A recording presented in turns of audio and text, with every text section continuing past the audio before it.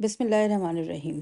ज़िंदगी गुज़र जाती है भागते-भागते, ख्वाहिशात के पीछे, डिज़ायर्स के पीछे कि क्या खाएँ, काश वो खा लें, काश वो पहन लें, काश वो मिल जाए, काश गाड़ी खरीद लें।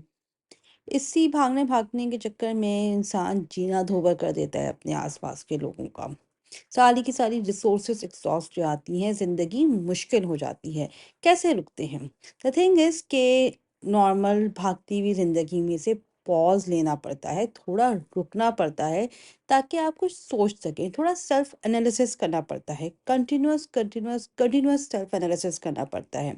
जब आप रुकते हैं, सोचते हैं तो फिर आपको अंदाज़ा होता है कि जिन चीज़ों के पीछे आप भाग रहे हैं, तो सबसे पहले तो आप आइडेंटिफ़ाई कर पाते हैं कि कौन-सी चीज़ है आपकी ज़िंदगी में जिसका परस्यूट आपको पागल बना रहा है।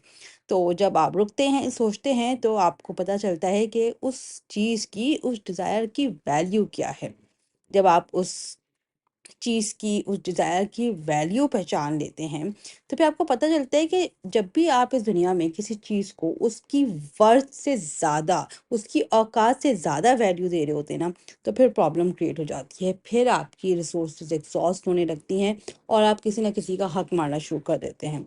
तो this is the lesson for the day कि आपको अपनी ज़िंदगी में रुक के आइडेंटिफ़ाई करना है कि कौन-सी चीज़ का परस्यूट आपको पागल बना रहा है, किस चीज़ की आपको वर्थ रीडिफाइन करनी पड़ेगी और अपने एक्शंस को कंटिन्यूअसली सेल्फ एनालाइज करना पड़ेगा। Thank you.